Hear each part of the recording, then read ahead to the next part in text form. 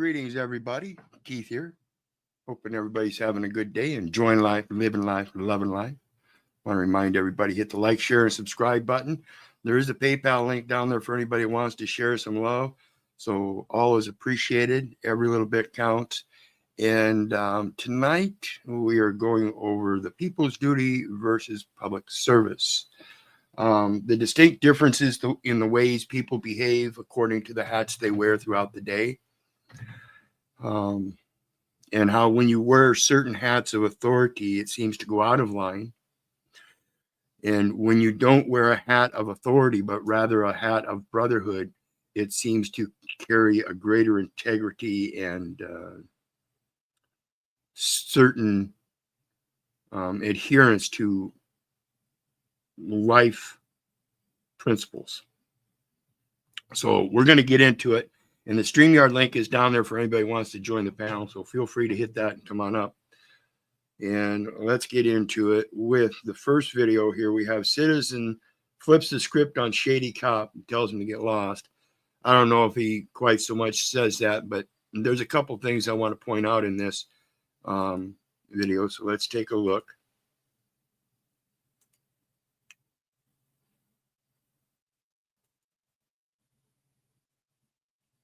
You're going a little fast, window test a little too dark. Okay, speed limit's 45. I'm doing 45, and you came by me. All right, you're obviously faster than me, about 10 miles over me. So, also, your window test's too dark. Where are you headed to today? I'm just going. Why? Huh? Why? Just conversation. Just ask me everything. This dude's just nervous as can be. I'm pull him out. Talk to him. This traffic stop out of Just a conversation, and he says just nervous as can be, and I think he might misinterpret that, and a lot of people might, because I think it's more a confusion. At least that's the way I go, because these people don't make me nervous or anything, and I think this is the same with this guy.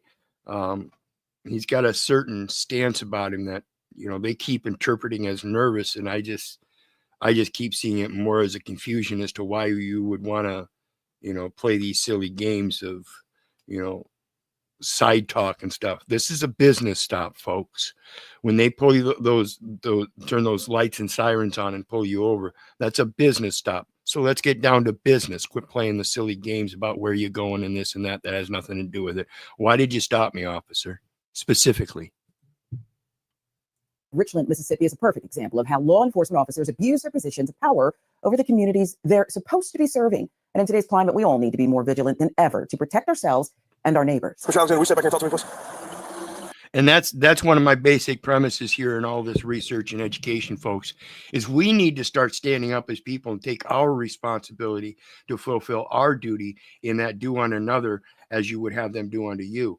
So when it comes to enforcement of laws, which you truly have the authority to do because you gave that delegation to them for yourself.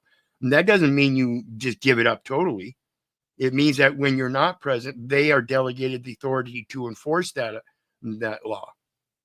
Whereas if you're there, you have the equal station in life, if not superior station, due to the principles of life, to uphold those laws in a principled way and not a commercial way. I guess I can. Yeah, please, if you don't mind. You're not under arrest or anything. I just want to talk to you. I got a concealed carry permit. Oh, that's cool. Yeah. Do you have it on you? Do you have the firearm on you? Yeah, it's in Just my don't- waistband. Okay, just don't do me a favor. Don't reach for it. That's all I ask. Just keep your hands up there, okay? All right, So when it comes to the nervousness, this guy doesn't seem to be nervous so far. I understand it's a traffic stop. Not everybody gets stopped every day, and it's going to be a little uncomfortable for people. I get that. Okay. My concern is that you are about to suck all the oxygen out of the air right now because you're breathing so nervous. All right, you're so nervous. So why would you be extremely or overly nervous with me for some time? See, first he says nervous, and then he explains how he's sucking the breath out of the air because he's breathing so heavily. And again, I don't see him breathing so heavily. You know, so it's again the extremism of putting a story forth and writing a script down. And that's another one of my big pet peeves is somebody else writing my story. So when you sit there and try to say that I was nervous, no, I'm going to portray that. No, I wasn't nervous at all. I was confused. That's for sure. Because to me, it doesn't seem reasonable and logical as a reasonable and logical man to be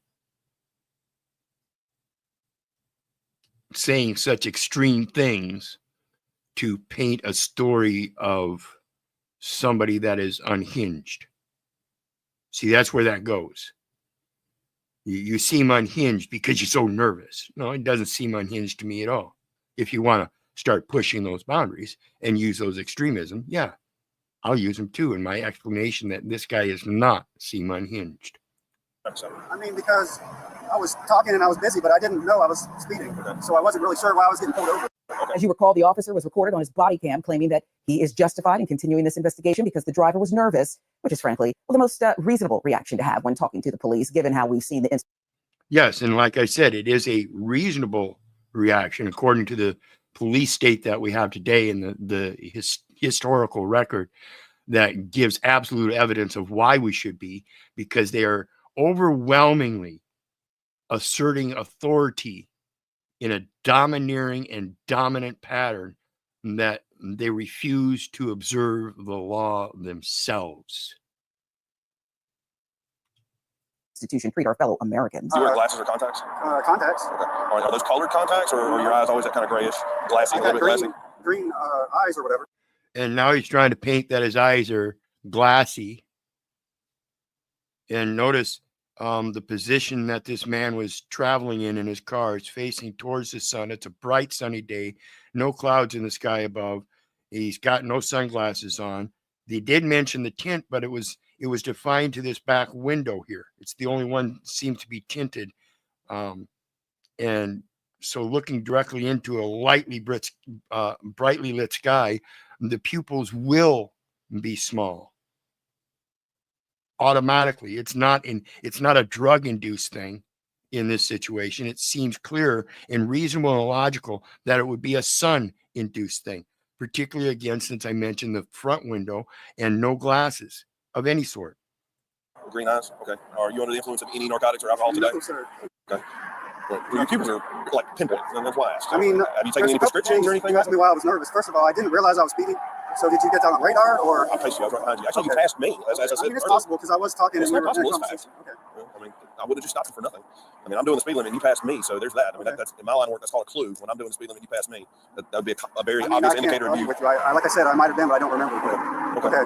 All And then you're saying about my tent, but Yep. I'm pretty sure the tent's not illegal. I guarantee you it is. The state law is 28%, and that's a lot more than Front or 20%. back? Any window. Okay. I just didn't know. Well, and that's common. You're asking me why I'm nervous. That's because I was kind of upset. You're asking me where I'm going and where I live, and I don't think that I'm allowed. I don't have to answer that. From here in a minute, you're going to see the reason that they actually pulled him over, which isn't stated in this video. But I remember this video from a while back. This is from 2/18/2023. So it's been over 2 years, almost 2.5 years. And he's in the car with a woman of color, and it happens to be his wife. And so in this particular area,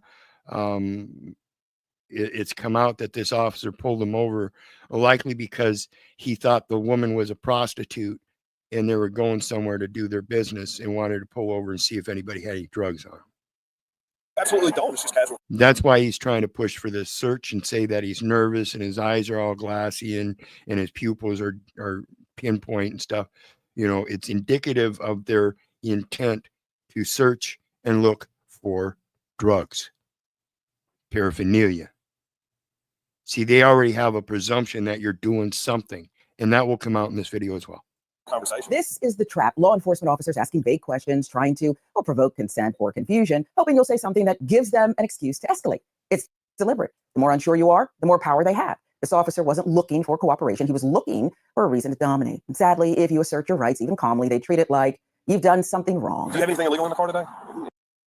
He was fired just 3 weeks before he was set to retire. And now he's becoming an industry whistle. No, like I said, I got a concealed carry permit, but Yeah, and that's about that insurance guy that's talking about how you can get lower insurance rates because he was fired. But it only proves that he's an idiot. If he understood the insurance and tax laws, you wouldn't be paying insurance and taxes, folks. I guarantee you. than that, I don't have nothing illegal. Okay, so there's nothing. Would you mind if I look?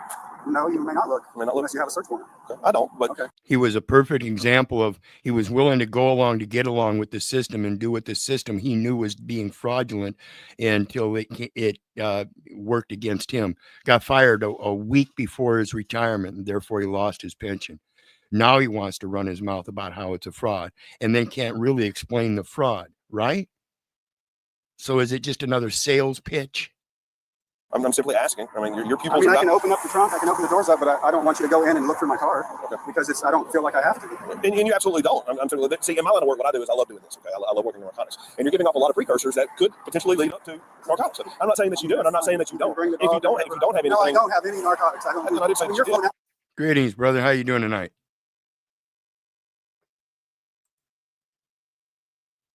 You got to come off mute.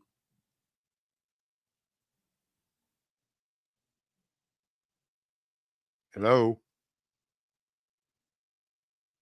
Oh, can you hear me? There you are. Yeah, I muted myself. I thought yeah. Oh, oops. I'm doing good. I just went through my own thing like what you're talking about right here, just like a half an hour ago. Yeah. Yeah, just tried to go into a public building and got like swarmed by security and the cops just entering a public building. No camera or nothing, huh? No camera, no nothing. Made it through the metal detector. I just walked in the door, straight through the metal detector, and they decided that they felt that it was okay that they impede my travel, disturb my peace, and give me unlawful directives. It's just like, leave me alone. And they're like mad at me because I don't need a daddy or I govern myself. You know what I mean? It's like that. I didn't take a camera, didn't take a phone, didn't take any metal. Walked straight through there, through the door, straight through the metal detector. Got 5 steps out. They all started trying to grab on me, bossing me around, telling me what a problem I am and how I'm causing a disturbance. And I go, "You guys just disturbed my peace. I peacefully walked right through here." Yeah. I mean, Yeah. Uninfringed, unfettered. And all of a sudden, when I made it through the checkpoint and no alarms went off, then your alarm up here in your own head went off. How does that work? See, that's the way this system works, guys. When you walk out of Walmart, I'll tell you, you go in and you buy a phone from Walmart. And despite the fact that you've got the receipt and everything, they didn't remove the electronic tag so that when you walk out, it sets off the alarm. So I did this one day. My companion and I went out and bought a phone, and we were waiting for the Uber to come back and get us, and we were sitting on the bench. And this was before I got cancer and everything. I was still smoking. And I said to her, I'm going to go outside and have a cigarette. So I walked out the doors and the alarm went off. And the guy at the Walmart approached me and tried to stop me. I said, "No, I'm just going out here to have a cigarette and then I'm coming right back in. You can feel free to call the cops if you want, though." And evidently it was no big deal, despite the fact that he insisted I, show him the receipt and everything. But then, the funny thing is that when I got done with the cigarette and I went back in, it set off the alarm again. But understand, people, when I went in the entrance. And so when the alarm goes off, they are not checking people coming in the door. They are checking people going out the door. So they didn't understand that the alarm went off when I went in the door and immediately started confronting people going out the exit door. You see the flaw in their system, despite their protection? Yeah, they claim that, but it's like they have no self-awareness, right? Exactly. Because They're used to I'm listening to a machine tell them what to do, but the machine doesn't know how to tell them what actually happened. right, or they're not paying attention because like I walked through that door, I walked through the machine. They start telling me stuff. That's a public building. They're telling me to go pay my bill at a private building. Then, right? They tell just like Walmart. They go, "You go pay this bill at Walmart. You don't like what we're doing to you." And I'm like, "Really?" So I went in there to pay my bill. Told them people about it. They said they're going to go out there and educate that dude that you can't pay that bill at the Walmart. So when I went out there, I said, yeah, they're going to come out here and educate you that you can't pay. So then the cop jumps in and goes, you don't talk to him. You ain't got nothing to say to him. And starts telling me, basically, I don't have the freedom of speech to speak accurately to him about what's going to happen, but he can yell across the lobby ignorance at me because they're mad at me for walking through there without setting off any alarms. Yep. It's like that That- third party contractor claiming they're going to be what's best for security over the general public instead of what you have on here. I think, what's the name of this? Public service or what? Yeah, people's duty versus public service. Right. And you see how jacked up it is just me going in to pay, let's say, a water bill. Yep. In the people's duty to then that's what they've decided to do. And basically jack with the boss. It's like the monkey's trying to take over the circus.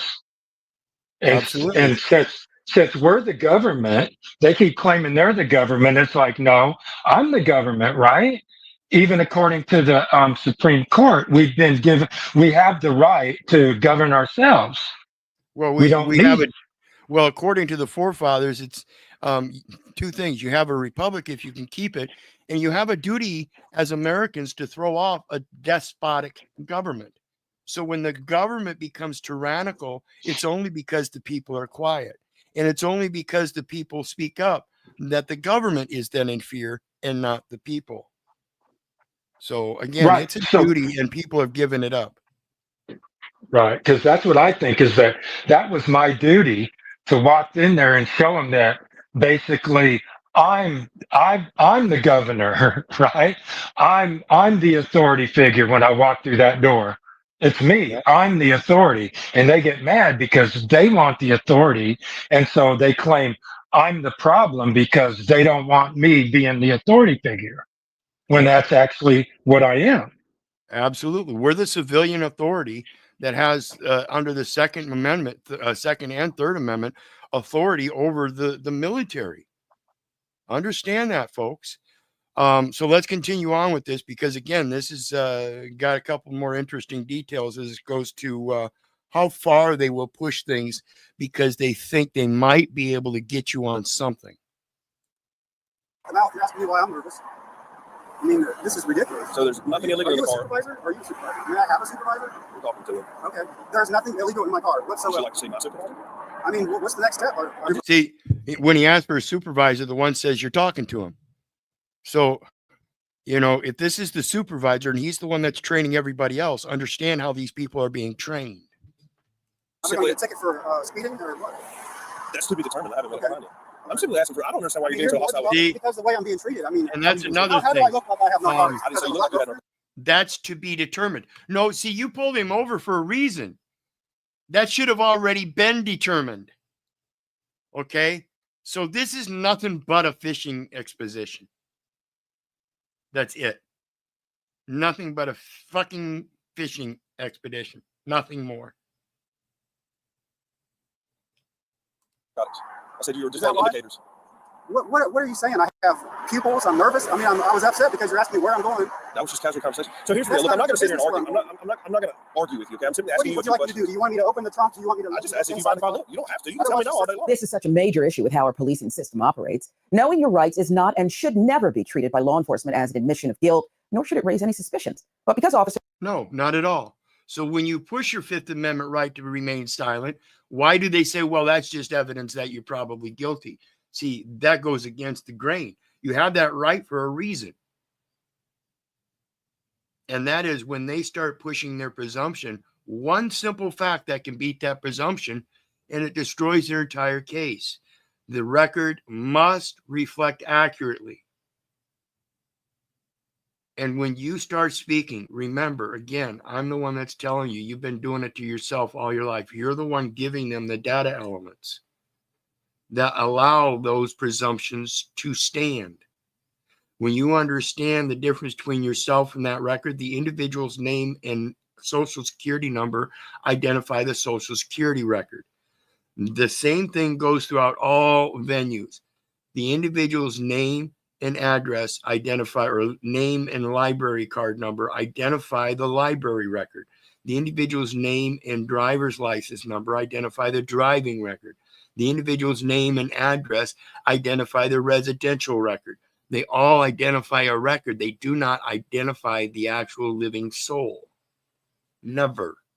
Are trained to view anyone they come into contact with as a threat to their safety. It's no wonder that they perceive anyone who doesn't unequivocally comply with their demands as worthy of further investigation. We've normalized this warped standard where compliance is valued over the Constitution, and the people paying the price are always the same. Those without power, those without connections, those who cannot afford a lawyer on speed dial. I mean, you're welcome to look. There's absolutely nothing in here. Okay, Absolutely so nothing. would you mind if I look in the car? I give you the permission to view what's in my car. But Okay, under no here's the circumstances thing. are you allowed to just search my car without a search warrant. I mean, There's a few different ways that I can. Probable cause, okay, which I'm just. There's a few different ways I can. Probable cause. And remember, so folks, he said that was to be determined yet when it comes to what kind of citation he was given. So he's doing nothing but playing a silly game here.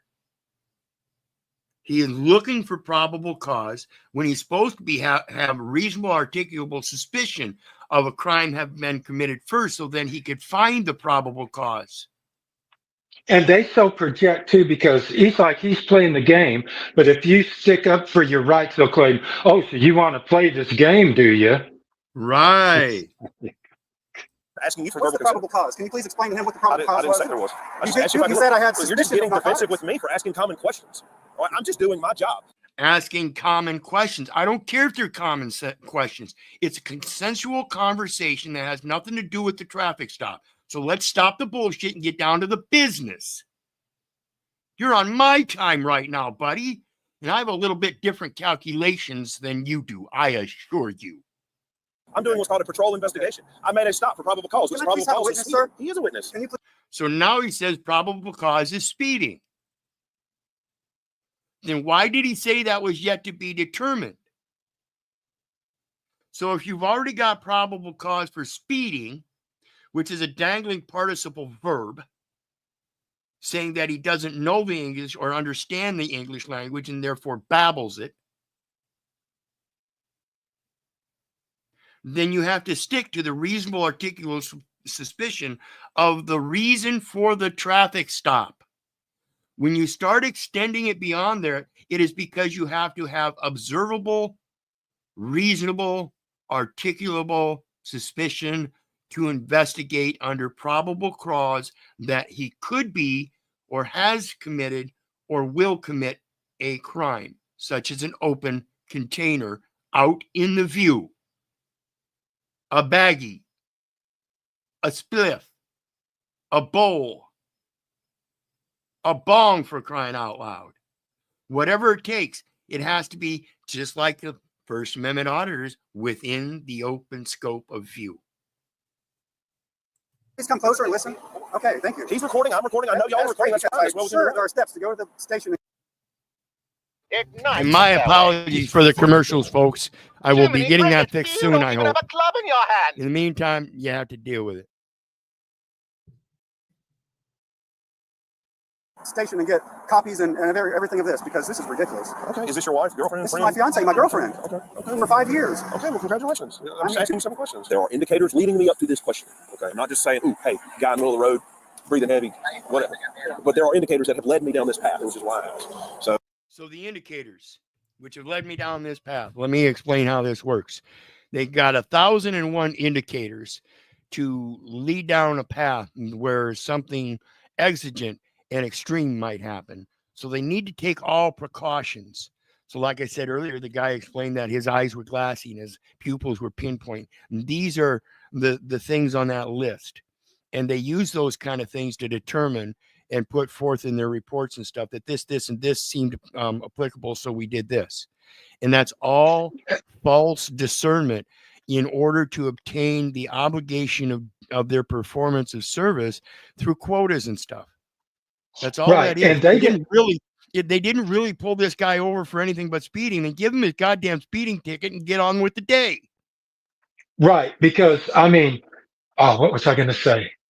Oh, just that fact that to watch them try to deal within their mind that they've been granted the right to lie, to do an investigation. So when I tell the policeman, you're a liar, you're lying, You're lying.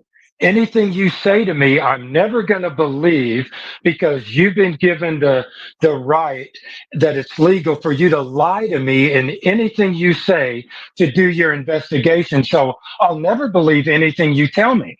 So anything you say to me, I'm automatically, first and foremost, going to claim you're lying to me because no one knows me better than me. So if you want to say stuff about me, if you're a liar, and Yeah, it's like, yeah, and I'm of the same concept. I just don't call them liars. I would say I beg to differ. I don't believe a thing you're saying. Can you show me? That's that's the burden of proof is on them. That's it. I get it. He's upset. This isn't something that people go through every day. And I hate that he feels like I'm coming at him some type of way. But there's a reason why I'm asking these questions that I'm asking. The driver eventually says that he's going to remain silent and not answer any more questions. I do not come at people some type of way that you perceive that I am, okay? You got defensive with me for doing my job, okay? Stop, don't interrupt me again, please. I've been more than restrained and trying to be very nice to you, okay? So here's the thing. I've asked you. And again, he's explaining that he got defensive with him. No, he didn't get defensive with him at all. Understand what they're doing. They hype everything up. They escalate everything up through language, and people think it's already, yeah, he was defending. He was nervous. No, he wasn't. Why are you believing it? The man standing there smiling at him, knowing that there's nothing that they can do about him. Got his hand on top of his hands in front of him, of course. That's a little body language, but he's still open and pointing around and moving and gesturing properly. Not in nervous tendencies. Questions, and you've just been defensive with me the whole time, trying to do my job. All right, so I'm going to ask you one more time. You mind if I look in your car or not? Okay, well then just sit tight. Don't go back in the car for now. Right? The officer would then call into the department, making this damning admission in process. I'm borderline that I don't have enough physical indicators in the vehicle, physical traits like any shake, anything like that. I don't have any odors. I don't have any cover smells. There's no trees hanging from the mirror or anything like that. There's no odor concealers, anything like that. All I have right now is behavioral indicators, and I mean this dude. Line that I don't have enough physical indicators in the vehicle, physical traits like any shake, anything like that. I don't have any odors. I don't have any cover smells. There's no trees hanging from the mirror or anything like that. There's no odor concealers, anything like that. All I have right now is behavioral indicators, and I mean this dude's behavioral indicators are through the roof. I don't know. I got one that I don't have enough physical indicators in the vehicle, physical traits like any shake, anything like that. I don't have any odors. I don't have any cover smells. There's no trees hanging from the mirror or anything like that. There's no odor concealers, anything like that. All I have right now is behavioral indicators, and I mean this dude's behavioral indicators are through the roof. I don't know. I got a woman. See, that's those indicators that I was telling you about. 1001 indicators that lead him down this path. And those are the various things they're looking for. Fucking incense tree hanging from your mirror, really? That's an indicator, and therefore you're going to start looking for drugs and maybe a possible DUI or something. Come on, that's all it takes, guys, is one thing. And what I'm telling you in our verse is that it only takes one error in their record to make them retract what they're doing. Fuzzy on it, brother, but he shut down on me and got defensive, and I don't have any like physical indicators, but dude, his behavioral indicators are just skyrocketed. And his behavioral indicators would make it seem like, if you remember the Good Cop video, where there are all these different types of professionals giving family advice and marriage counseling and this and that. This guy seems to think he has some kind of knowledge in psychology now because of the indicator list that he's been given. Hey, what did you just say about the record would get him to retract what? The record has to have what's known as integrity. In other words, it must reflect accurately. And in that situation, if you find one error, it should cause an audit in where they go through and look for any errors to make sure that it is correct, true and correct, because they've noticed an error. Right. So when he said, did he say he was a supervisor? Yeah, he was the supervisor. So who's he calling to go, I got nothing, so give me something to get him on, because I got nothing, that he can't go in his own mind go. Good catch. Good catch. I didn't even catch that one. Yeah, that's a good catch. He's calling into a supervisor. And he himself is going, I got nothing. Yeah, I got nothing but behavioral indicators. And again, that's why I say he's indicating there himself that he has some kind of psychological knowledge of what those behavioral indicators are, when all they are is physical indicators that he was mentioning, which is the glassy eyes, the pointed, the minute pupils and all those are all physical, and he's saying they're all behavioral indicators that he was nervous. And again, I say I don't think he was nervous. I think he literally seemed confused to me, which is what I would be. Why are you going this way? I thought it was a speeding, a traffic stop for speeding. Me down. I don't have enough. I don't think I have enough right now to go any further with it than I can. So I was looking for a dog, but it'll be all right if he is. So I was looking for a dog. I was looking for a dog. Dirty one. We'll end up getting him one day, I'm sure. No drugs, no weapons. I was looking for a dog, so I give the dog a physical indicator by tapping on the door, so the dog would mark it. No crime, just 2 weak citations and a whole lot of rights trampled in between. What this officer did escalate over nothing, intimidate a civilian, admit it was all baseless, wasn't just wrong. It was policy in action. The scary truth is that this happens every day in cities and towns across America. And unless we change the system, unless we demand real accountability, it's not going to stop. Because right now, abuse of power is the system. Abuse of power is the system, folks. And they're abusing your power because you don't understand. It is your power. You actually have, like I said earlier, the forefathers of this great nation said you have a duty to throw off a despotic government at all levels. And again, this is why you have the Second and Third Amendments, so you can recognize your civilian authority over that military.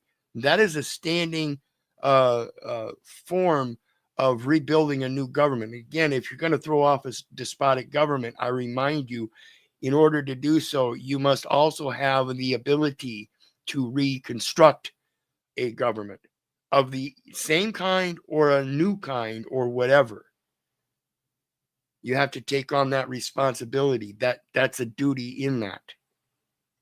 I know that's what bothers me is that they call it a government, because really it's like we have the right to fire our subordinates, not really that they're a government, they're really subordinates. Yep. So let's take a look at this short clip that I've got up first, because this is what I'm talking about when it comes to the police activity and how they escalate. And look at how these people helped an officer who was in a bad spot. And rather than escalate, they just maintained. They didn't go overboard. They didn't draw weapons. They just came in full force, several of them, as a group, in unity, without weapons, not knowing if this man had a weapon or these men had a weapon. And I remind you, many times in situations like this, they grab their weapons, so they might end up with a weapon, even though they didn't have one. This is a police officer with weapons on him. Bad boys, what you gonna do? What you gonna do when they come for you? You chuck it on that one, you chuck it on this one, you chuck it on your mother and you chuck it on your father, you chuck it on your brother and you chuck it on your sister, you chuck it on that one and you chuck it on me. Bad boys, what you gonna do? What you gonna do when they come for you? Bad boys, what you gonna do? What you gonna do when they come for you? Bad boys, what you gonna do? What you gonna do when they come for you? Bad boys, what you gonna do? Watch this. You're gonna get up. You're gonna get up and running. Police now, no break. Soldier man, I give you no break. That is when you action now. Now, I don't know what these guys might have been doing wrong, why the officer approached him, but this is one of those situations where if you're going to confront an officer like this and you're going to start getting physical with them, you better have damn good reason. Otherwise, this is what's going to happen to you. The people are turning around. They are paying attention, and they are going to help the police in these kind of situations, whether the police are right or wrong. So again, I don't know what this officer was pulling these young men over for or confronting them about, because it doesn't show that. So it's not in a contextual thing that would be true and correct. This is just my point of view that I see. And it's because the way this video is put out. So I imagine a lot of people would be believing that this officer was in the right when it could very well be, you know, again, one of those officers pushing his authority in a place he shouldn't have been. So understand that. I'm just showing the aspect here that the people are starting to pay attention. They are stepping up to some kind of duty, but they really don't care so much for the criminals so much that they're still following that blue line. They're still supporting the blue without seeing the true. No bricks, hey, hey. Bad boys, bad boys. What you gonna do? What you gonna do when they come for you? Bad boys, bad boys. What you gonna do for you? Bad boys. So it's a matter of, you know, the situation there. Like I said, the officer had weapons. It could have been the death of two young gentlemen. I'm glad it didn't go that way. Again, no matter why he was confronting them. And I think it's more imperative for people to understand that it is your duty to stand up. But make sure that when you stand up, you understand the situation and don't let it escalate in any manner for either side. So yeah, it's a good deal that the citizens stepped up in here. Because again, an officer against two young men, both trying to take him to the ground, could have very easily pulled that gun and shot them both. Let's take a look at the next one as it goes to escalating and that abuse of authority and power. Next to this stolen black SUV at Walmart. He didn't steal it, but police still took him down. He looked in the truck. We thought he was involved, but he wasn't. Generally, to detain someone, police need reasonable, articulable suspicion that they are involved in criminal activity. It has to be more than a hunch. Mendez was walking next to this stolen black SUV at Walmart. He didn't steal it, but police still took him down. He looked in the truck. We thought he was involved, but he wasn't. Generally, to detain someone, police need reasonable, articulable suspicion that they are involved in criminal activity. It has to be more than a hunch, and it has to be individualized suspicion. Did the cops even have the authority to stop this man in the first place? Just walking next to a stolen car by itself probably wouldn't be enough. I'd like to know what other information, if any, the cops had leading up to this. Why did they think he was involved with the stolen car? The guy walks past the truck. It doesn't look like he tried to go into it or anything. It sounds like the cop says, quote, he looked into the truck. We thought he was involved, end quote. I look at and into cars all the time when walking through a parking lot. This doesn't seem to quite rise to the level of reasonable suspicion to me. This is like the acorn that fell in the street, and the immediate response was to start shooting. This is the same kind of incident. They see somebody walks past the stolen vehicle, the vehicle itself that is stolen, and they see him walk past it. If he was the one involved, do you think he wouldn't just be looking into it? He would actually get in it? But no, this is somebody just walked past it. Understand the insanity of their thought and the logic here. There is none. It's not reasonable. Sounds more like a hunch. If he was involved in stealing the car, why would he walk right by a cop car with its lights on and that car? Wouldn't he be walking away from all of this so he doesn't get caught? The connection between looking into a car and being involved with stealing it seems like a tenuous connection to me. But like I said, maybe there's more information the cops had that we don't have. Mendez suffered injuries to his back and sued the city, hoping for money to pay medical bills. The city countered with a settlement offer. It wasn't even close. And we came into this, I think, with very reasonable desires and expectations. City wanted to settle right away, but it wasn't close. Something like 75 grand. Excuse me? The guy's got back injuries that ran him up like 350 grand. His medical expenses were $330,000. They never came close to that. The case went to trial where Renko said the department tried to defend their actions by arguing Hernandez did not immediately comply to their order to get on the ground. And this is from 2012, folks. So again, this is systemic and been going on for a long time. It's just that now people are finally turning around and seeing it for what it is and being able to talk about it. Even if the cops did have a legal right to detain the man, their use of force seemed unreasonable to me. They gave him all of a nanosecond to comply, and they have the audacity to claim that he didn't comply fast enough. That was their defense. He's not a machine where you can just instantaneously flip off a switch. Also, I may have missed it, or it might not have been caught on video, but I didn't hear them identify as police. Using violence and force against someone is no small thing. It's even possible that if this guy hit his head just right during the attack, he could have died. You better be sure you're justified before you attack someone. It looked like the cops were so consumed with getting the bad guy that they threw caution to the wind and resorted to aggression and violence. Forget prudence in this guy's rights, and God forbid the guy should get a few seconds to comply. Police should not just be concerned with getting the bad guy.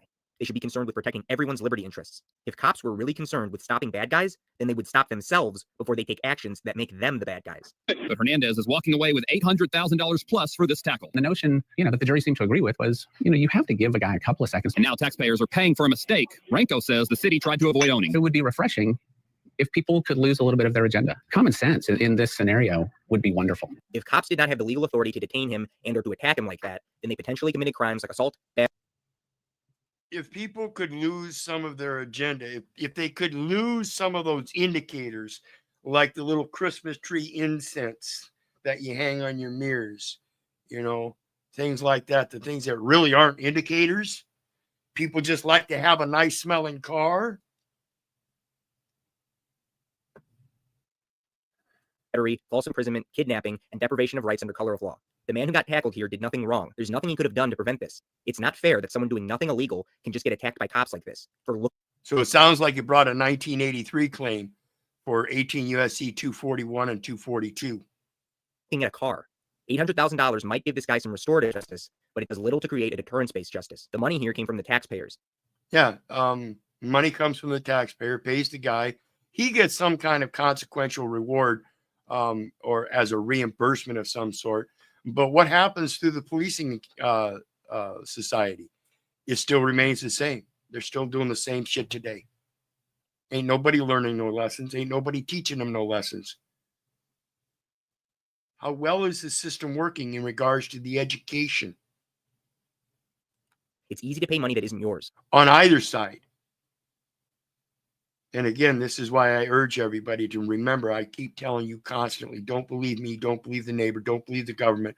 For crying out loud, don't believe your mother. Do your research so you know. That's the education that's important.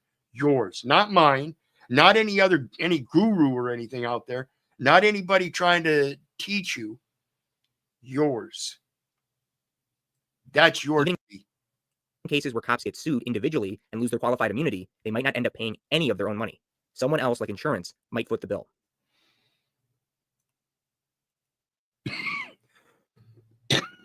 Absolutely. Watch what magnesium. And that's a big point here. When it comes to footing the bill, and I'll relate this to equity maxim, that if you want equity, you must first come with clean hands. And that's the thing about this duty of the people. If you want the authorities to listen to you and to know that you are the authority, then you have to come as the authority. That means you have to have the knowledge of your authority. You have to know your plenary powers that were delegated to them to carry out those responsibilities for the people in general, not specifically yourself. See, again, I keep telling people I'm not in disagreement with the government at all. I'm in disagreement in how it's applied and everything because of my own stupidity and indoctrination, because I too was a fucking fool once. I too was a bitch ass slave, but I learned different and understand the differences now. And they are very contradictory to my nature. Again, the individual's name and number identify the record. It doesn't say anything about me. So let's look at this one. It says unhinged police lieutenant charged criminally. Finally. And this is an event that happened last year. Without our permission. Man, I got sit the down. I am sitting. You will not get up without our permission. Man, I got sit the down. I am sitting down. You pulling my hair. I am sitting down. And that's after he says, sit the fuck down. See, these people, again, in this authoritative position are supposed to hold a certain decorum. That's one of the outlines of being an honorable officer of the law. That even if you do think he's a criminal, you yourself have a certain standard that the people are supposed to hold you up to. So even when you think you got a criminal in your hands, you don't treat them inhumanely. and talk to them disparagingly and disrespectfully. You treat them as if though you're one of your own that you pull over on a DUI and make sure that you're going to protect them. Hey, keep quiet. Don't say anything. That's for your lawyer, this and that. Hey, do you need a sweater to keep you warm? We'll get you a sweater. You know, this is the way they treat their own when they get pulled over a DUI. But when it comes to others, they're automatically criminals. And they don't have an interest in taking them to the hospital. They're going to take him to the jail and have the jail nurse determine whether he needs to go to the hospital or not. What psychological disorder? So I mean, what psychological disorder do you think that they must have that it's like you said, their own, they'll treat that way, but for some reason, they won't treat everybody that same way. Well, that's that popularity contest, and I don't know what kind of disorder you might call it, but it certainly is an associative mentality. I'll give you that. As you'll see in this video, this man is the instantiation of everything that is wrong with police. He has a God complex, and he thinks he's the second coming of Jesus. But in reality, he's completely unhinged. The Melvindale police lieutenant hit with a slew of criminal charges that could send him to prison for years. Now, the charges stem from 3 separate alleged assaults that were all revealed by the 7 investigators, from a string of lawsuits to allegations of excessive force and claims that he improperly tased people. And while Furman has withstood past efforts to take his badge, the charges announced today mark the biggest threat to his law enforcement career. 7 investigator Ross Jones has the latest on these major developments. When they talk about being tough on crime, sometimes that means being tough on criminals. Today, Lieutenant Matthew Furman is accused of being a criminal after Wayne County's prosecutor authorized charges stemming from 3 separate alleged assaults dating back the last 4 years. Being a criminal and being accused of a crime are 2 different things. If you're going to treat everyone as guilty, then you're going to be over-inclusive with your tough on crime mentality and hurt people who are innocent. But even people who are actually guilty shouldn't be treated like this. Can you tell the cops? Can you tell? Set hands on the room. Stop it. You look a taser. When I tell you to do something, you do it. End of story. 2 of the incidents involve use of a taser. In July of last year, Furman stopped D.U.M.B. Williams for driving around traffic barricades.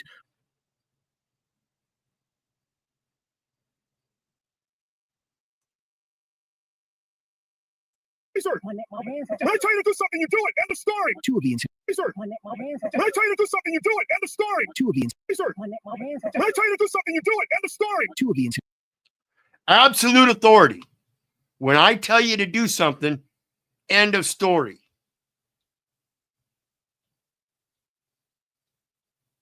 Absolute authority. That is their mentality. It is not your safety.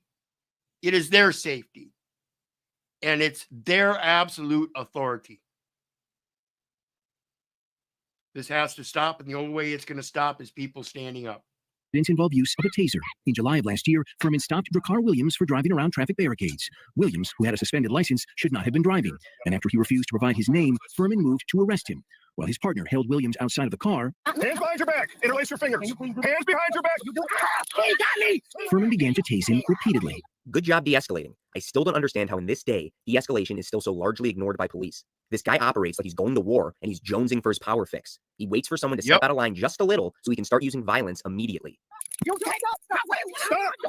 Stop! Furman said Williams was uncooperative, but he was fearful he could have been carrying a weapon.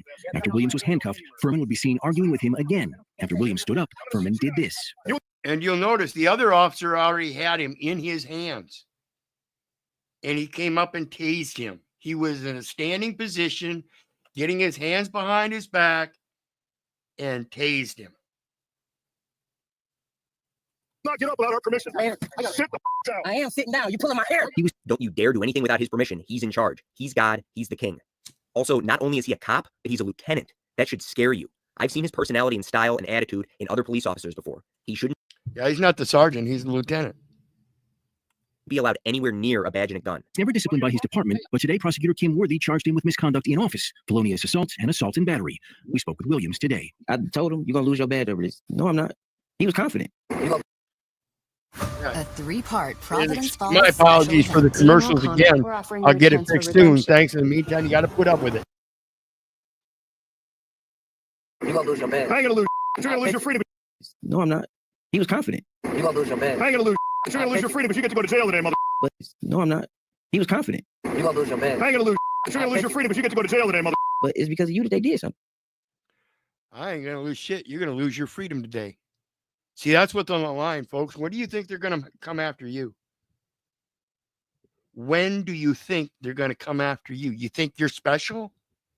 They're looking for anybody that they can pull over and investigate for any of their insane indicators, which are delusions of their own mind.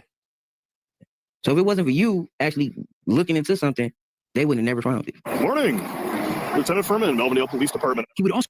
Here's another one, another great one. Ain't doing nothing but sitting in a parking lot. They ain't even driving. Car's not even running. And he's on a traffic stop. Bullshit. Can't do it. Already false pretense. To be charged over this stop from 3 months earlier when Furman pulled over a vehicle that was already parked. Alicia Cook and her 2 daughters were sitting outside of a school while Cook waited to drop off her 11-year-old at cheerleading practice. When Cook didn't provide her license and registration, Furman tried to pull her from her vehicle, and after she resisted, he took out his taser and fired. You're gonna be tasered! Oh! Oh! Such a brave man in fear of his safety against a woman and a female child. These are the kings you serve on that blue line. Pathetic. The charges that would be filed against Cook would be dismissed, and today she is suing Furman and the department for how she was treated. I was terrified from you. You terrified me. You scared me. You scared me. Just look at this guy's words, tone, and attitude. I don't even have to explain how messed up he is. You scared me. You scared me. You terrified me. You scared me. From you. You terrified me. You scared me. From you. You terrified me. You scared me. You terrified me. You scared me. You scared me.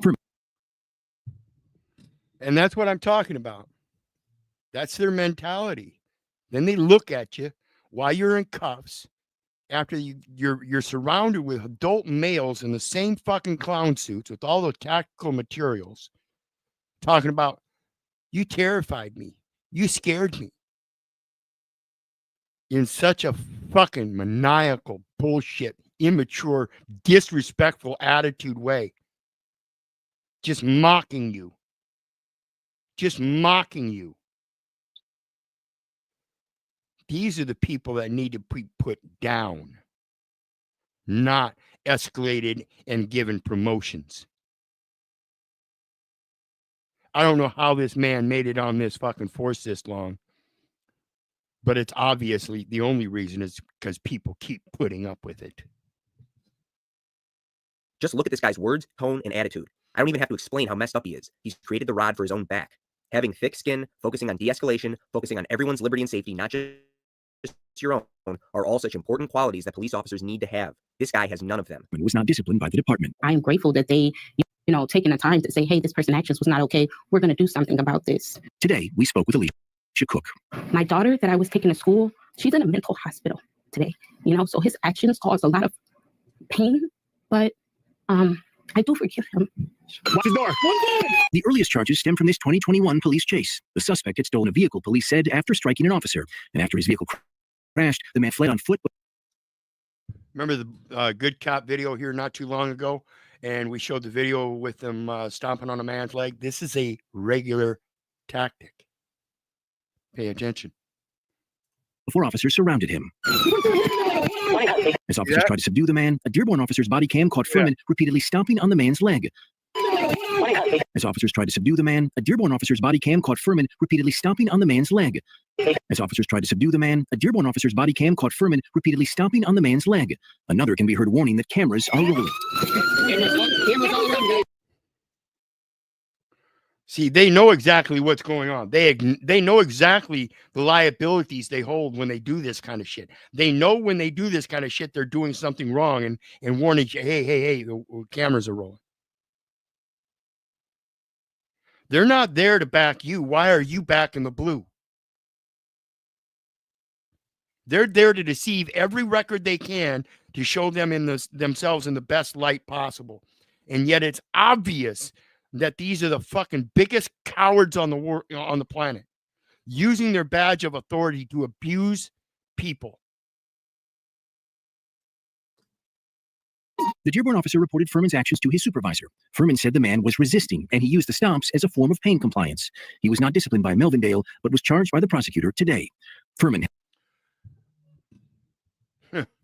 What was that? Physical? And he used the stomps as a form of pain compliance. He was not disciplined by Melvindale, and he used the stomps as a form of pain compliance. And he used the stomps as a form of pain compliance.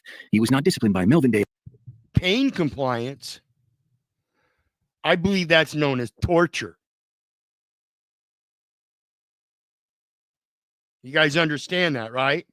They admitted it in a video. Physically stomping on a man's leg as a form of pain compliance. Where do they get that term, pain compliance? And how do they get away with using it? Because that's evidence that they're torturing people. Physical torture. By putting them in pain. To force because not only is compliance. it doing that torture ways like you're talking about, is that dude's stomping on his legs. So all of those dudes that have his upper body, if that dude's twitching up there because somebody's stomping on his legs, then they're thumping him even harder up there by his head. Yeah, and we're going to talk here in a minute about the guy that holds the camera while they're standing on somebody's neck. Remember George Floyd? I made a comment on a video once about that, and it is the simple fact that, hey, if you're going to be out there with cameras and that's all you're going to do to get involved, that's a limitation. And so the video we saw earlier where people actually got physically involved, there was only one guy holding a camera there. He didn't get involved himself. So now we see videos where people are getting involved. It is growing. So just remember, there are different positions for people to play in this action part of standing up for your duties. Charged by the prosecutor today. Furman has previously defended his actions, calling himself a proactive police officer and saying it's never been more dangerous to be in law enforcement. It's never been more dangerous to be in law enforcement because you keep fucking escalating everything. Of course, the danger is going to escalate. And again, that's why I urge people to understand what's happening. It's not going to stop. It's not going to slow down. It's going to keep escalating. And the only way it's going to stop is by you stopping it. You have to stop the escalation. You have to start getting involved. As evidenced by the murder of fellow officer Mohammed Saeed just last year. You know, people say, well, Furman uses too much force. He's too aggressive. He's a robot. And again, my goal is to go home alive. I'm sorry, but no. Your safety should not be your top or only priority. Everyone's safety and everyone's liberty interests should be your top priority. I'm sorry, but no. Your safety. He's too aggressive. He's a robot. And again, my goal is to go home alive. He's too aggressive. He's a robot. And again, my goal is to go home alive. He's too aggressive. He's a robot. And again, my goal is to go home alive. I'm sorry. So he's making sure through his predetermined aggression and escalation that he is the one that's going to go home alive, even though it's not a life-threatening situation. But he's got indicators that could lead him down that path. Do you understand, folks? But no, your safety should not be your top or only priority. Everyone's safety and everyone's liberty interests should be your top priority. There are type 1 and type 2 errors. The error of thinking someone is a threat when they actually are not, and the other error of thinking someone is not a threat when they actually are. Cops prioritize preventing the latter error, but I don't think officer safety and the safety and liberty interests of the general public are always mutually exclusive. Officer safety has become such a platitude. It's an excuse for everything, so it means nothing. If this guy's top priority is truly his own safety, then do us all a favor and find another job where you won't be in any danger at all and you won't put anyone else in danger. When someone else is accused of a crime, this guy sees them as the enemy, as miscreants, as criminals who are guilty and need to be punished. Yep. But when he's accused of a crime, they all do. They all do. And then like this guy's saying here, when they're accused of a crime, oh, no. He actually didn't do anything wrong. It's okay. This guy's thoughts about himself are dangerous and do not comport with reality. In his mind, he think he's right. But finally, somebody else see that he's wrong. Oh my God! These And my pants sell out apologies 10 for the times commercials without a again, sale. folks. And if you're I will seeing have it this, fixed you're one of the these days luckiest. soon. Well, Furman has not responded to messages seeking comment, nor has the city's police chief. The mayor declined comment on the charges from today. Lawrence Coogan, the city's corporation counsel, told me by phone he plans to meet with the city's public safety commission and deputy chief soon, moving to suspend Furman without pay as a result of the charges. He said the city needs to investigate who within the department allowed Furman's behavior to continue in the first place. Furman is set to be arraigned tomorrow at 9 a.m. Well, you certainly brought all of this to light. And I know even young kids in Detroit now are taught how to respond when they're pulled over by police officers, and you should comply, but you should also not be in danger when you're pulled over. Well, and a lot of his biggest critics are his fellow officers. And for them to be bothered by a lot of things that they saw, I think speaks volumes. It's a good thing this cop was charged. Oh, yeah, they're going to speak out now, but they're not going to speak out when it counts. You know, when it's happening, when they're watching it happen. They never did before, right? Through any of those 3 incidences. Like I said, once it happens once, you better check their whole fucking record, because I guarantee you it happened a lot more than 3 times. And I guarantee you these people never spoke up on not a one of them. Only when he got caught, then they, oh yeah, we weren't really happy with his performance and da da da da. Really? That's why you had him on the force so long, huh? Fucking cucks. That's why he was a lieutenant, huh? Criminally. Usually, criminal charges don't follow police misconduct. There's a lawsuit, and then the cop either gets qualified immunity, or if there's not qualified immunity, then something like insurance will foot the bill. One of the best deterrents to police misconduct is to treat them the same as everyone else. Charge them criminally when appropriate. Even if this cop didn't do anything to violate law or policy, he still shouldn't be a cop. His attitude is dangerous. And just absolutely not. And I agree. His attitude is dangerous. And that's what needs to change. Not just among the police, the judges, attorneys, clerks, but the people. That's what I'm speaking out for. You. Because I don't give a fuck what these people do anymore. They're deceived just like you are. And it's only when you wake up and start educating them that we can truly educate them. Otherwise, they'll never accept the education. They'll always assert their absolute authority. You have to take that authority back first. Then you can educate them. And again, taking back that authority means you must educate yourself, because that's the only way they're going to learn is by you teaching them. Ain't their boss going to teach them? Ain't their boss's boss going to teach them? because you can do something doesn't mean you should. If you think this cop is not that bad, then ask yourself, would you want him patrolling your community, your neighborhood? Do you really think he would make things safer and better? Or do you think he would make things worse? Even after this guy gets called out, he still maintains that he has the moral high ground here. There's no reasoning with someone like that. There needs to be better psychological screening for cops, but you don't need extensive screening to know this guy should never have been hired in the first place. He's completely unhinged. Yeah, we don't need a psychological educational background to see a lot of this stuff. Okay. Particularly when they're the ones that are trying to use these quote indicators, behavioral indicators and things like that. No, I'm not going to let you get away with that. Never will. Never will. If he saw this video that I made, he'd probably laugh and continue to gaslight himself into thinking he's in the right. When I tell you to do something, you do it. End of story. When I tell you to do something, you do it. End of story. What do you think? I think that it's I'm not sure how to say this, but it's really hard, like watching these videos and dealing with this stuff in general, and then trying to de-escalate yourself when you get stuck in that situation, like with the police or a bunch of people, and find that calmness within yourself to try to de-escalate, if Right, that and makes sense. Well, and that's why I point out to people here, you know, I do review a lot of these insane videos, and I understand how it can affect me in that manner. And that's why I explained you have to look at it first in a certain manner, and that is as an educational tool, not as an entertainment thing to distract you from the insanity out here by looking at something insane in here. Understand it as an educational tool so you can look at it, see it for what it is, and take out of it some kind of education so you can learn from somebody else's experiences. Right, because that's what happens to me sometimes. It's like when I would call them police, I just tell them, you got been granted the right to lie, to make up stuff. So I can't believe anything that you're saying to me. So I'm not going to answer anything that you say. Is like that same kind of thing that within me sometimes it's like you can feel that anger getting up, and it's a hard line sometimes just for myself personally to go, not shut down, go, man, I don't want to escalate this, but then I end up shutting down and not saying anything instead of proceeding forward in a logical manner. Right. And so when we go into these events, these physical interactions, with the forethought that everything we do in life, we're going to use it for its educational purposes, no matter whether it has bad consequences or good consequences. Just like riding a bike, even if you fall, you still get back on the bike. You still continue on with experiences to learn so you can get better at it. So the interactions, yeah, when you first start doing them, you're going to have that quote nervousness that they said in the one video, and you're going to feel agitated and stuff. But the more and more you do it, the more and the more you're able to sit down with the mayor in a private meeting wearing a short mustache, and even talk to the city council out in open meetings in public with that same short mustache on video and everything, and not have a worry about it. That's how you assert your authority. Remind them. That's truly what this short mustache is about.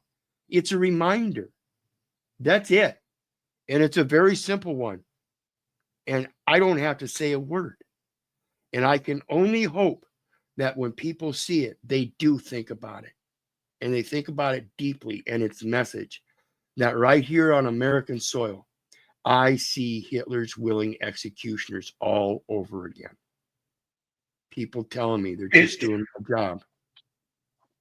And it is weird, right? It's like those policemen or that authority figure of the government. It's like everybody's thanking people for their service, but yet no one's bringing up that service as the reason to stand up or speak up against tyranny. Yep. And this is the next one is gonna. It's a perfect segue. Officer down. Maccabee Town Hall raided. Police captain arrested. South Carolina is tiny.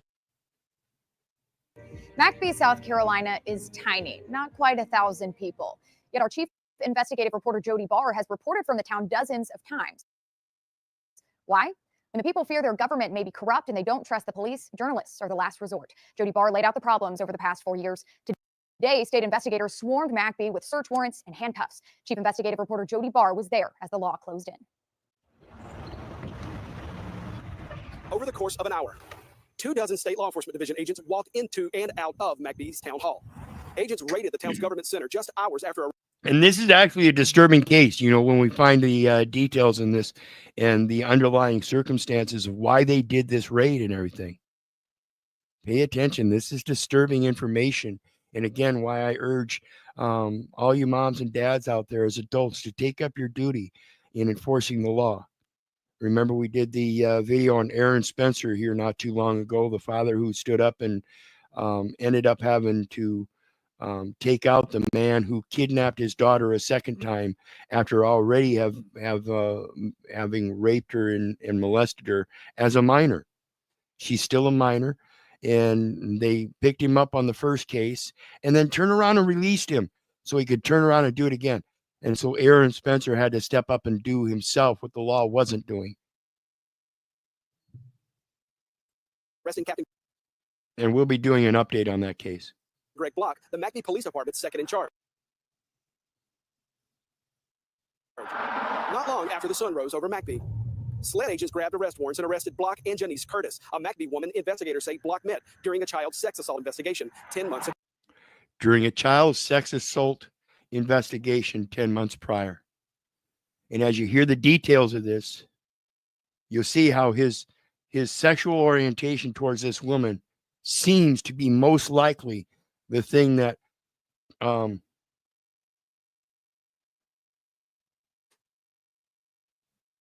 is the disturbing part in covering up things that should be exposed so that criminals can be brought to justice. And it's done by the very man that's supposed to be bringing those criminals to justice. Go. Last October, investigators say Curtis took a child to this hospital with injuries consistent with sexual assault. Curtis told the hospital the little girl fell into a refrigerator at home and injured her genitals. Court documents show the doctors suspected the injuries were consistent with a sexual assault. Block responded to the hospital where he met Curtis, and Block took over the investigation. SLED says instead of investigating, Block created an incident report, titled it Child Injury, and Block's report contained a false statement and partial information that was misleading. Block also did not schedule a forensic interview for the victim and provided false and or misleading information to DSS, the school, medical facilities, and on his Maccabee Police Department report. At some point, SLED says Block and Curtis began a sexual relationship, but that ended in March 2025 when SLED says Curtis confronted Block to let him know she was pregnant. Investigators say Curtis also impeded the child sex assault investigation by calling the hospital to ask staff there to change the doctor's findings of possible sex assault and refused to schedule a forensic interview for the child victim. Investigators charge Block and Curtis both with obstruction of justice. Block also faces a misconduct in office charge, and Curtis is also charged with cruelty to children. Not long after Block was released from jail on bond, state investigators swarmed McBee Town Hall to execute search warrants. That's where we found Block, cleaning out his patrol truck. And Block, anything? So what I want to point out here is he took up a position over the physicians and any psychological information that could have been collected through not just the forensic thing, but the resulting psychological people that would be involved, psychiatrists and psychologists, as it relates to the trauma that the child would go through on that, depending on how old the child was and stuff. But the thing is that he takes upon the authority that he doesn't have to issue a forensic investigation. He's above the authority of what the law says. When such an accusation is made, it's the medical associations that have the authority to do so. And so he posed an authority over a medical association when the medical association, again, in such a situation, should have gone ahead with the forensic fucking investigation anyway. Just like moms and dads should start standing up and taking power and authority back anyway. You want to say about these charges? Yes, sir. They're false. I'm not. The more you keep handing your authority over to people that do not give one fuck about you, and their greatest interest is in themselves and their ego in this popularity contest, you will never get it. Never. I'm guilty of this stuff. There's nothing more I can say for my attorney. So, but if after all this is over with, I'll reach out to you and give you another statement. Okay? Did you obstruct justice or commit misconduct in office? No, sir, I did not. Did you do anything to help further investigate this potential child sex assault case? Sir, there was no evidence of any sexual assault or abuse. And like I said, there's no evidence of sexual assault or abuse. Okay, so again, is he the one that investigated and did the forensic investigation of this little girl to determine whether there was sexual abuse or not without a medical degree or a medical license? See, who did that? If a doctor already determined that there's possible evidence of sexual abuse, then that's a lie. It's not his determination. He forego the thing that the doctor said there's possible sexual abuse and it needs to have a forensic investigation. Said no, there's not. Even though the specialists, the one who actually did do a physical examination. I can't give you any more comments from my attorney. If you just give me some time, let me talk to him and I'll reach back out to you. Okay? Who is your attorney? I have two, J.R. Joyner and Derek Shoemake. Okay. Have a good day. What was the bond this morning set on you? It was $5,000, sir. $5,000.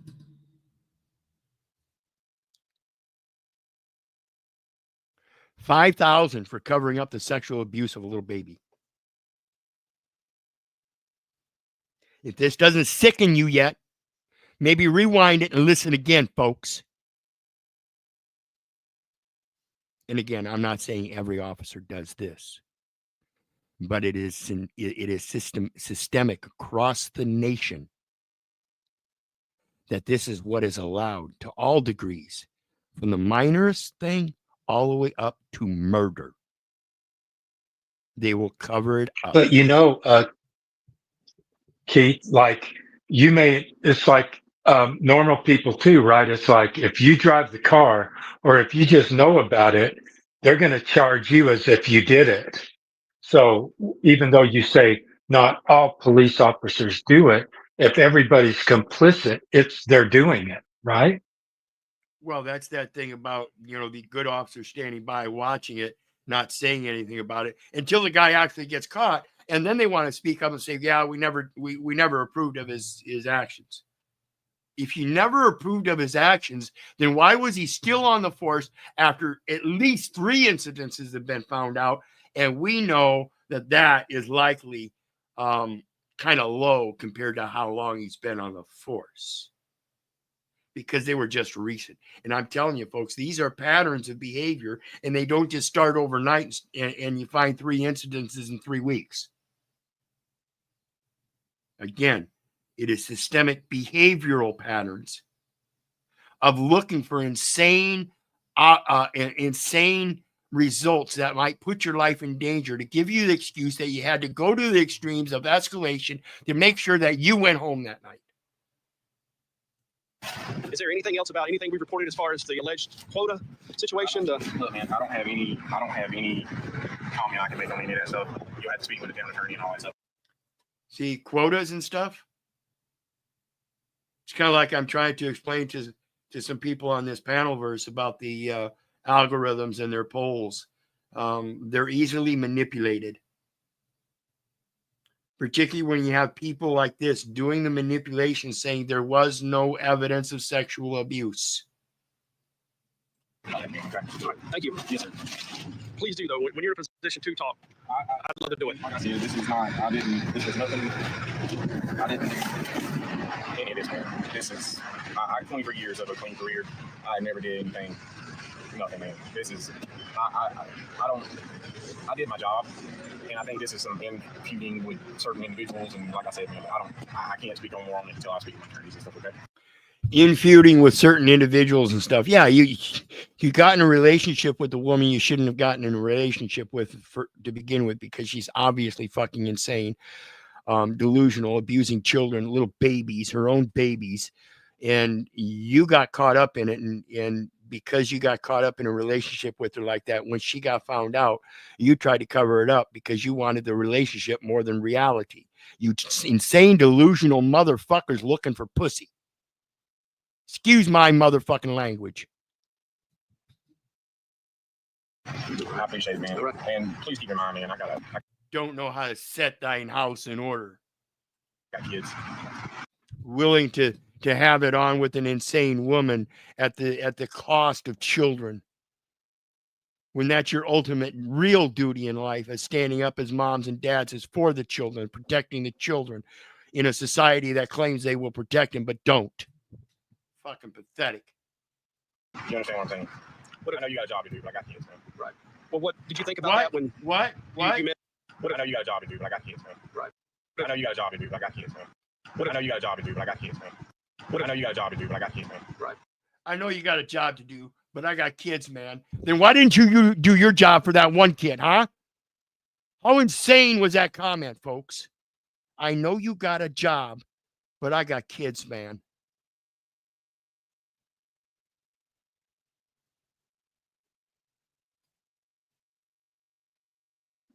It's like they're just totally unself-aware. Look at the look on his face. You think he's aware of what he just said? Fuck no. You're absolutely right. They're insane. They don't give one fuck. They are not aware. Absolutely true. They are not aware of a good spirit. This is a demonic spirit that doesn't give one fuck about anybody. See, that's why I was wondering when you... I know you got a job to do, but I got kids, man. Go ahead. But, you know, when you were saying he was doing it all for the P.I.G.S.C.U.N.T.S, it's almost like, it seems like in that mental capacity, it wasn't even that. It was more, it was like twisted, right? It wasn't just for the vajayjay. Well, and think about was it? You know, if he's, you know, I know you got a job to do, but I got kids, man. And he was involved with this other woman. Where's his woman? Did they already go through a breakup and the state gave this man the kids because he's the one with the money? He's the one that's already under state care. He's already a ward of the state and making good money.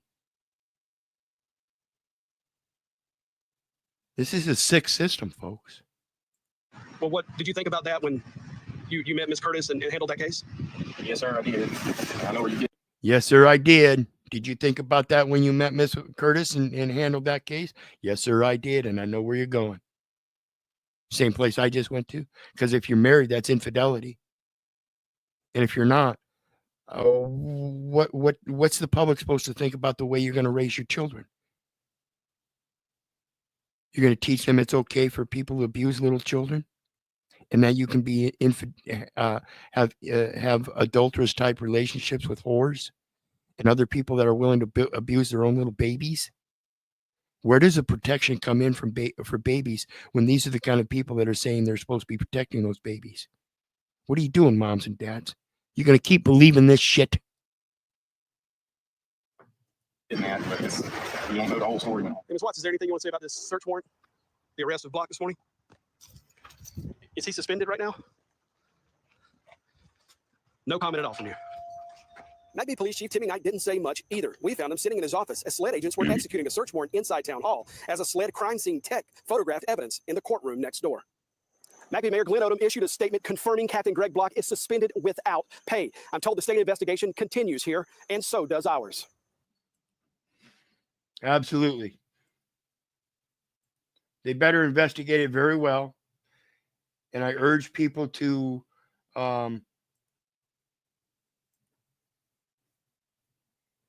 again, start getting involved so that we can hold these people accountable. It's imperative. It's the only way it's going to happen. The only way. And again, that's the education. My people are destroyed.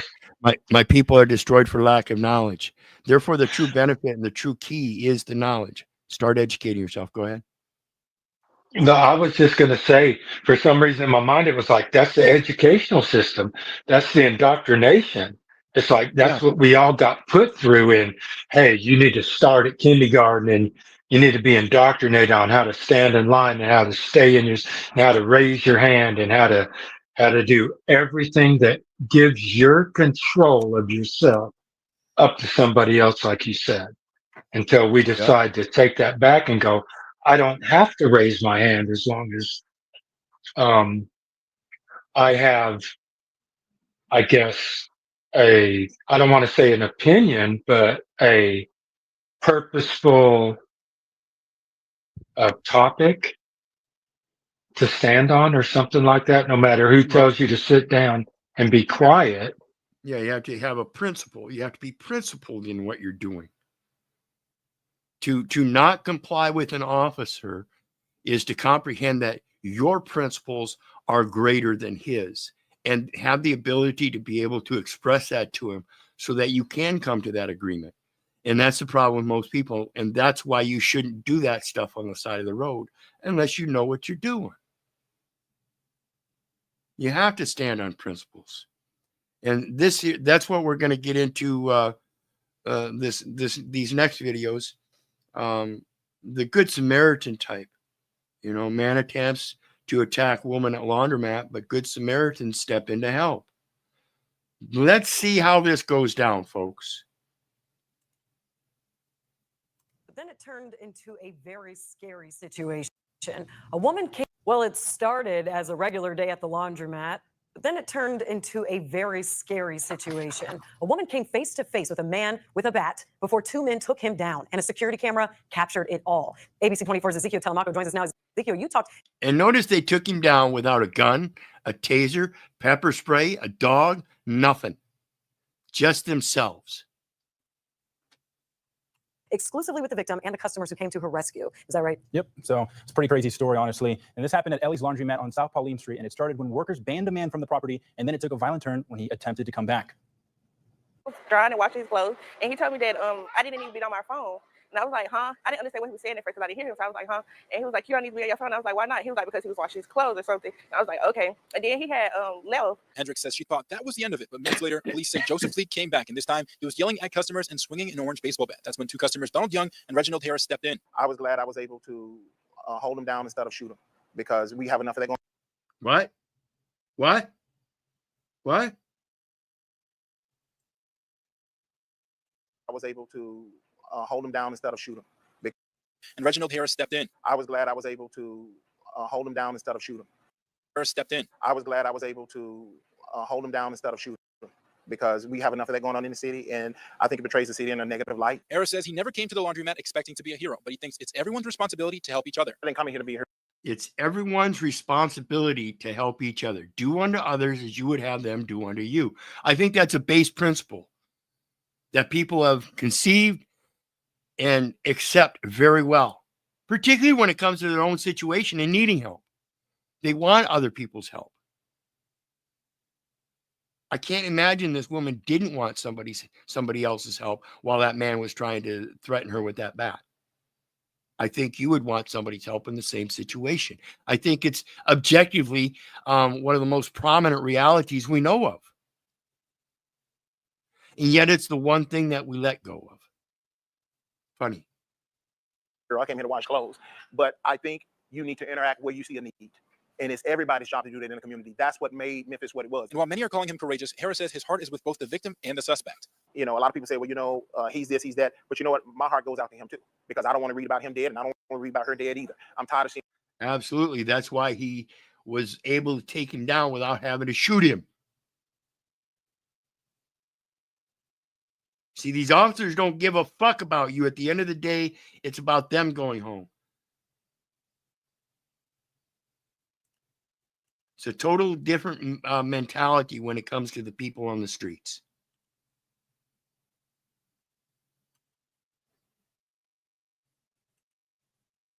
Now what?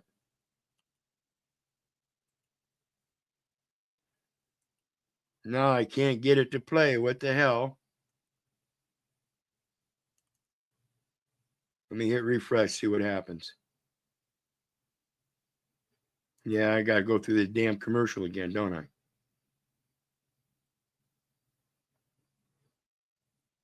My apologies, folks. Day at the laundromat, but then it turned into a very scary situation. A woman came face to face with a man with a bat. Where you see a need. And it's everybody's job to do that in the community. That's what made Memphis what it was. And while many are calling him courageous, Harris says his heart is with both the victim and the suspect. You know, a lot of people say, well, you know, he's this, he's that. But you know what? My heart goes out to him too, because I don't want to read about him dead, and I don't want to read about her dead either. I'm tired of seeing that going on in our city. And like I said, you know, we can talk about it or we can do something about it. Harris says he hopes this moment helps remind people of what Memphis used to stand for. Back in the day, if they saw you, you know what I'm saying, people intervened. And they even told your parents. There was a thing called pride. There was a thing called morality. And I think that needs to return back to the city. And I think that needs to return back to this called pride. There was a thing called morality. And I think that needs to return back to the city. Called pride. There was a thing called morality. And I think that needs to return back to the city. Yeah, and because of these heroic acts, Hendricks wasn't hurt, and Leak is being held at the Shelby County Jail on aggravated assault, criminal trespass, and burglary charges. Yeah, it's definitely good that those customers had those quick thinking to step in and save the situation. Now, I do want to ask you, how long did it take for the police to get there? Yeah, according to the victim that I spoke to, about 8 minutes, which is a pretty long time. So they did apprehend him, and they were able to hold him down until the police came and had their tasers out, and, you know, thank God, put him away. Yeah, 8 minutes. Until the police came and had their tasers out. See, he was already in custody. They already had hands on and had him confined. All the police had to do was come over and put cuffs on him. No, they come in and put their tasers on him first. This is definitely a good response time. 8 minutes can feel like a long time when you're in a compromising situation like Absolutely. that. All right, great reporting, Ezekiel. Thank you. So, yeah. Total different situation when the people take hands on and resolve a situation. The next one here, we've got Good Samaritan tackles thief who attacked elderly man. It's another senseless crime as a man sucker punches and robs a diner at a Hollywood pizzeria. He just clocked him. In shock, the restaurant owner next door runs after the assailant and tackles him. The struggle spills onto busy Hollywood Boulevard, and now here comes the restaurant owner's girlfriend to help. She and another lady retrieve the stolen items. The thief is still trying to break. Remember the stomping on the legs earlier? The pain compliance? This is one of those things I saw and thought it was astounding when it comes to the police, but watch here. Free. So the hero's girlfriend stands on his legs. When that doesn't work, she starts kicking the guy. Honestly, it was like slow motion.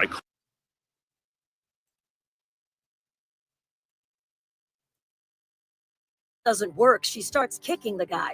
Hero's girlfriend stands on his legs. When that doesn't work, she starts kicking the guy. Honestly. Hero's girlfriend stands on his legs. When that doesn't work, she starts kicking the guy. Honestly, it was. Hero's girlfriend stands on his legs. When that doesn't work, she starts kicking the guy. Honestly. That's the exact same behavior. Pain compliance. And again, you know, this is one of those actions that we've got to be aware of when it comes to those morals. Now, I understand she's a woman, and that would be, you know, an escalation. Because again, Absolutely. It's I like you don't. said, treat others how you want to be treated. Like, did that girl really think, man, if I was in this situation, I want somebody kicking me? Well, yeah, and especially considering that the guy already had him under control. He was flat out on top of him. The guy was going nowhere. So what did she think she was doing? So, ladies, again, you don't belong on the war field. You don't belong in the military. You don't belong in the police. And you certainly don't belong in escalated situations like this, where you're the one that's going beyond the moral standards and looking bad, just like the police. The man had it handled. Why did you need to get involved? Because you were connected with him and thought it imperative to support him? If so, then support him in the same manner and use the same moral standards. That's all I'm saying here, folks. That's what I see. It was like slow motion. I couldn't believe it happened right away. Timothy Ratcliffe is the restaurant owner who chased down the thief. Get this, he says he's been helping out the guy for months and can't believe this is how the guy paid him back. He's been coming around the restaurant for about 2 months now. We've been giving him food. We've given him water. Just shocking to have it all happen the way it did. The suspect was scheduled to face charges inside a Los Angeles courtroom yesterday. Then the unthinkable happened. After waiting all day for the court hearing, the restaurant hero and the victim were told the suspect had been, quote, lost in the vast LA jail system. Yep, they apparently... What? Jail system. Yep, they apparently were told the suspect had been, quote, lost in the vast LA jail system. We're told the suspect had been, quote, lost in the vast LA jail system. We're told the suspect had been, quote, lost in the vast LA jail system. So let's talk about that record again, because that's where the integrity is, right? And if that record is true and correct, and how did they lose this guy? Yep, they apparently couldn't find him. Victim Richard Schlesinger is shocked. It seems like the county or the city lost track of the guy, so it's not a good look for law enforcement if they're going to lose track of somebody who's in their system. Despite... Does that sound kind of like the other one that slipped through the system? The victim doesn't get any compensation because the officer said, oh, there was no sexual abuse, despite the fact that the doctor, who has medically inclined to be able to determine such things to a better degree because he's got a license and is in actual practice, says that there's a possibility of sexual abuse, and then you deny that? See, that's the problem here, folks. Go ahead. I have that comment of them claiming they were helping that guy and then claiming they were a victim. It's like, were they ever really helping that guy to be like, you know, whatever they were doing to claim, yeah, we were helping him. How dare he do us the way he did? It's like, they were never helping him. Yeah, and that's the thing that I'm trying to explain here. You can't give a man a fish and expect him to learn anything. Okay, that's the premise of give a man a fish, you feed him for a day, but to teach him to fish, you feed him for a lifetime. And not only that, he now has the ability to teach others to fish. So if you're going to do anything to help somebody, do not give them a fish and just feed him for a day. Teach them how to fish. The frustrating events, right? One good Because thing they did got happen. The victim. They got all, I don't want to say butthurt, but they all got concerned of how he would get lost in the system. It's like, again, self-awareness is like, I don't want to say karma to an extent, but it's like they don't recognize that that dude's lost in the system because they're lost in their own system and what they considered help was. Yep. And that's why I say I'm always talking about the record. I'm not going to make allegations or accusations against the people. I love you. What I hate is the things we say and do to each other. And that's what exists in the record. And that's where the error is. Okay? And the restaurant hero were able to meet and now share an unbreakable bond. Hey, Thanks, Absolutely. buddy. No problem. Yeah. Brothers for life. I like You that got comment. that, yeah. Absolutely. Brothers for life. I agree. Great job. Great job. That's what it's about, coming together as people to help each other out. The next one we got a 16-year-old wrestling champ stops attempted kidnapping. The gas station in Las Cruces, New Mexico, a man is trying to steal a pregnant woman's children, fighting everyone who gets in his way. He's after a lady with her kids. She's in the store. We can't get him out. He's trying to force his way into the locked bathroom, where the terrified woman and her children are hiding. It's okay. They're on the way. They're almost there, okay? But then, a good Samaritan shows up out of nowhere. This young man comes and goes after the attacker. I knew that something was wrong. I didn't even think about it. His name is Kanan Bauer, and incredibly, he's only 16 years old, and he's a district wrestling champion. When all the chaos begins, he's not even there. He's at another gas station. I was about to get in my truck and leave when I heard someone screaming from across the street, a woman with a baby running away from this guy. I just knew something was wrong, that someone was screaming for help. So I flew across the street. There's a man holding the door, and he was all covered in blood. And the lady outside, she was screaming, he's gonna get the kids, he's gonna hurt the kids. Kanan has no idea what he's walking into, but he doesn't hesitate. And then he was trying to kick down the door so he could get to those kids where they're hiding. And so I grabbed him from behind. In a matter of seconds, this 16-year-old wrestler overcomes a man nobody else has been able to stop. It wasn't like a move that I did for practice. I just grabbed him from behind and pulled him down onto his back. With their attacker now. And again, we're going to have females trying to get involved when this guy's obviously got it under control. But pay attention to what the females are doing. Pinned to the ground. Angry employees pile on top of him too, but Kanan calmly tells them to back off. They're in my way. I wrestle and I'm a big guy, so I trusted myself. I had him. He says it perfectly. They're getting in his way. If a man has it under control, ladies, don't get all hyped up and escalate it. Don't get involved yourself. You don't belong there. Let him handle it. That's his job. Each and every one of us is to protect. Let us protect. He wasn't going nowhere. Kanan. And again, you can call me a misogynist all you want, ladies. Only had one brief moment of concern. When I walked in the door and I saw that blood on the floor, I was worried that he had a knife or a gun on him. But as soon as I was like chest to chest with him, then I wasn't scared. If he had a knife or something on him, I was too close for him to stab me. Several minutes pass, and desperate employees are still pleading with the police to hurry up. They're on their way. Everybody's on their way, okay? Just stay on the line, please. Kanan stays firmly locked onto the man. He was saying like, let me go and cussing and stuff. And watch again. So after the first minute, he gave up. Kanan is calm, but the employees are still livid. You see a lady come with a wet floor sign to hit him upside the head. You see someone try to hit him or kick him. They were angry, and I could see why. But I was hit him or kick him. They were angry. Yeah. See, don't do that, ladies. Stay the fuck out of it. What you just did is the same thing as the police. You did something that was not necessary, and it was pain compliance.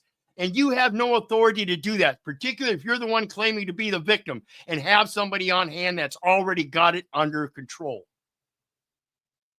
The head. You see someone try to hit him or kick him. They were angry, and I could see why. But I was telling her to stop hitting him because he wasn't going anywhere. After Kanan walks in.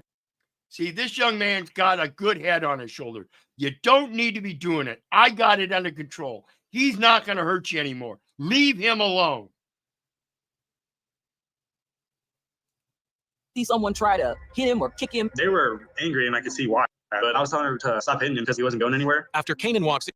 Kick him. They were angry, and I could see why. But I was telling her to stop hitting him because he wasn't going anywhere. After Kanan walks in, almost 6 long minutes go by. And you're thinking, where are the cops? It feels like it's taking forever.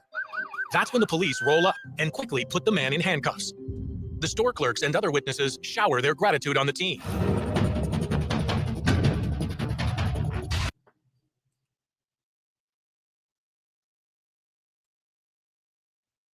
So, yeah. First key in all of this is education. And this young man's education in wrestling helped him in this situation. What a great talent. What a great talent. See, that's truly what we're supposed to be learning is our talents. Then the reading, writing, and arithmetic can come along with it. Okay? But the true knowledge is a foundational set of principles and morals. And I urge people to start expressing that. We got one more left, a short that I want everybody to watch. Again, as I related to the Second and Third Amendments from earlier's comment. This is merely a way to help support that education in the enforcement, and that is your Second and Third Amendment rights in the arming yourself. Not just against a despotic government, but the insane things that a despotic government will allow to continue happen without protecting you so that you can protect yourself.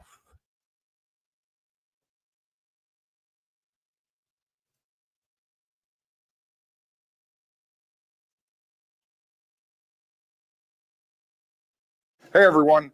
Recently, lady called 911 here in Pinell County because someone was breaking into her. Oops, my apologies. I got to put it back up on screen. Hey everyone. Recently, lady called 911 here in Pinell County because someone was breaking into her house. There's some guy, he came to my door, but he went into my neighbor's house. This dispatcher gave excellent advice. I'd like you to take a moment and listen to it. He came into my garage. He's trying to get in my back door. Okay, lock your doors, keep them all locked. Do you have a firearm with you? I do. He's in my garage. He's trying to get in. Go get that firearm. I have a gun. I'll shoot you. Leave. Trying to get in. Go get that firearm. I have a gun. I'll shoot you. Trying to get in. Go get that firearm. I have a gun. I'll shoot you. Leave. He's in the garage. While the incident was still going on, Sergeant was monitoring the radio traffic, and this is his direction that he gave. Advise that RP if the subject's trying to get in the house, they have the right to use force. That he gave. Advise that RP if the subject's trying to get in the house, they have the right to use force. He gave. Advise that RP if the subject's trying to get in the house, they have the right to use force. I couldn't be more in agreement with what the direction my dispatcher gave and what the sergeant gave over the radio. Remember, if you want personal protection, buy a gun, learn how to use it, learn when you can use it. I'm Sheriff Ross Teeple, and I approve of this message. He's basically telling you, if you want protection, you have to do it because they can't. No matter how much those laws say that it's for your safety and your protection, they can't do it, folks. They just can't do it. That's your duty. And you keep thinking that by giving it up to them, that somehow they'll manage to be able to be at your door when that intruder is there. They won't. If the intruder is already there by the time you call them, what do you think is going to happen? Even 8 minutes is a long response time. Do you think they're going to be there in 3 minutes? How long do you think it is? 3 minutes. Can your life be taken in 3 minutes? Can you be beat within an inch of your life within 3 minutes? Who else is in the house with you? Do you have dogs? Even if you don't have guns? A lot of things to think about when it comes to your responsibility and how you interact with this world. And I'm telling you, if you're going to back the blue until they come after you, you're going to be in sorry shape when they do come for you. There won't be a goddamn thing you'll be able to do about it. What do you got on the way out, brother? Not much other than I'm thinking when you just said, if you're going to back the blue, I think in some ways it's like what they were just talking about. If you have a firearm, get it, because when your life's in danger now, the police are always minutes away. So them recognizing that is like, that would be the only time that I'd ever say back the blue, if that makes sense. That they're saying protect yourself because we ain't going to be there. Right. And that's what I'm talking about. You can't do anything about the things that are happening now if you can't do them yourself. And you've been indoctrinated all your life to depend on somebody else to do it for you. No way in hell are you prepared. This is why I say, don't believe me. Don't believe the neighbor. Don't believe the government. Don't believe your mother, for crying out loud. Do your own research so you know. That way you can prepare for it. That way you can go in it with firsthand experiences and be able to experience it over and over again to grow that knowledge and become wiser in that stuff. Again, nobody knows how to ride a bike without first practicing. And that's a process. You're only going to be able to practice that process yourself. They can't practice the process for you to protect yourself if they can't even be there when that protection needs to be applied. It does no good. You can't ride a bike without the bike being there, right? So why are you depending on them to be the thing for you? So think about that stuff, folks.